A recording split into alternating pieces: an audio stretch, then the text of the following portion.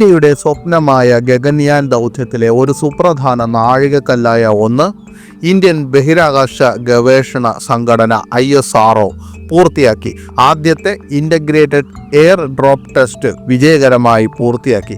Indian വ്യോമസേന, പ്രതിരോധ ഗവേഷണ വികസന സംഘടന അഥവാ DRDO, ഇന്ത്യൻ നാവികസേന, ഇന്ത്യൻ കോസ്റ്റ് ഗാർഡ് എന്നിവയുൾപ്പെടെയുള്ള നിരവധി പ്രതിരോധ ഗവേഷണ സ്ഥാപനങ്ങൾ ഉൾപ്പെട്ട ഒരു സഹകരണ ശ്രമമായിരുന്നു ഈ വിജയകരമായ പ്രകടനമെന്ന് ഇസ്രോ പറഞ്ഞു.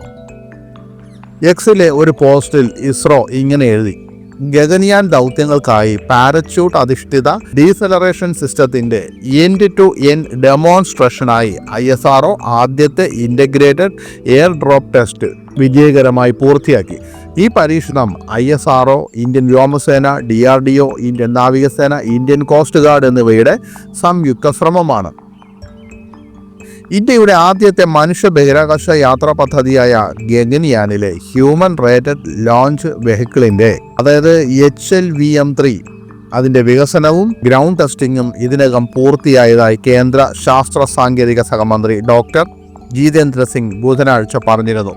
ഒരു സ്ഥാപിത ബഹിരാകാശ യാത്രാ രാഷ്ട്രത്തിൻ്റെ അഭിലാഷങ്ങൾ നിറവേറ്റുക എന്നതാണ് ഈ മനുഷ്യ ബഹിരാകാശ പദ്ധതി ലക്ഷ്യമിടുന്നത്. വീക്ഷിത് ഭാരത് എന്ന ലക്ഷ്യം കൈവരിക്കുന്നതിന് ആവശ്യമായ സാങ്കേതിക ഉൽപാദന ശേഷികൾ ദേശീയ ഗവേഷണ വികസന രംഗത്ത് സമൂലമായ മാറ്റത്തെ ആശ്രയിച്ചിരിക്കും. ഗഗൻയാൻ പരിപാടിയിലൂടെ മനുഷ്യ ബഹിരാകാശ പ്രവർത്തനങ്ങൾക്കുള്ള അടിസ്ഥാന കഴിവുകൾ പ്രദർശിപ്പിച്ച ശേഷം അടുത്ത യുക്തിസഹമായ ഘട്ടം മനുഷ്യ ബഹിരാകാശ യാത്രകൾ സാധ്യമാക്കുന്നതിന് ഭൂമിയുടെ താഴ്ന്ന ഭ്രമണപഥത്തിലെ ഒരു മനുഷ്യ ആവാസ വ്യവസ്ഥയ്ക്കോ ബഹിരാകാശ നിലയത്തിനോ വേണ്ടിയുള്ള വികസന പ്രവർത്തനങ്ങൾ ആരംഭിക്കുക എന്നതാണെന്ന് അദ്ദേഹം പറഞ്ഞു. ഇക്കാര്യത്തിൽ ഇന്ത്യൻ മനുഷ്യ ബഹിരാകാശ പദ്ധതിയുടെ ദീർഘകാല ലക്ഷ്യം 2035 ഭാരതീയ അന്തരീക്ഷ സ്റ്റേഷൻ BAS പ്രവർത്തനക്ഷമമാക്കുകയും 2040 ഇന്ത്യ ചന്ദ്രനിൽ ഇറങ്ങുകയും ചെയ്യുക എന്നതാണ്. ഇന്ത്യയുടെ സ്വന്തം ബഹിരാകാശ നിലയത്തിൻ്റെ വികസനം എടുത്തു കാണിച്ചുകൊണ്ട് 2035 ഭാരതീയ അന്തരീക്ഷ സ്റ്റേഷൻ്റെ 5 മൊഡ്യൂളുകൾ സ്ഥാപിക്കുന്നതിനുള്ള പദ്ധതികൾ ആവിഷ്കരിച്ചിട്ടുണ്ടെന്നും ഇതിനായി BASൻ്റെ ആദ്യ മൊഡ്യൂളിൻ്റെ വികസനത്തിന് അംഗീകാരം ലഭിച്ചിട്ടുണ്ടെന്നും മന്ത്രി പറഞ്ഞു.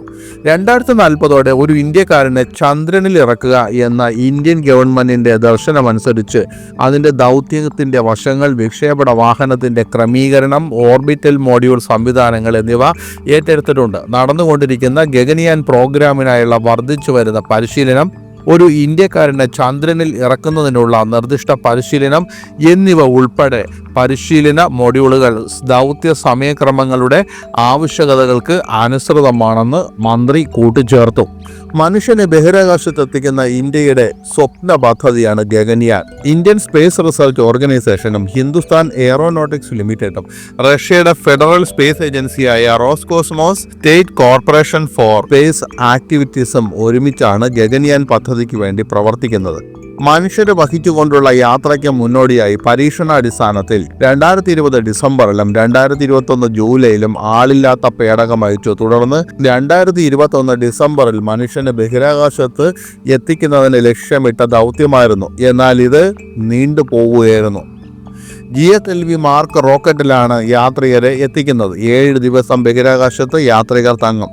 ദൗത്യം വിജയകരമായാൽ ബഹിരാകാശത്ത് മനുഷ്യനെ എത്തിക്കുന്ന 4ാമത്തെ രാജ്യമായി ഇന്ത്യ മാറും. അമേരിക്ക, ചൈന, റഷ്യ എന്നീ രാജ്യങ്ങൾ മുൻപ് തന്നെ ഈ നേട്ടം കൈവരിച്ചിട്ടുണ്ട്.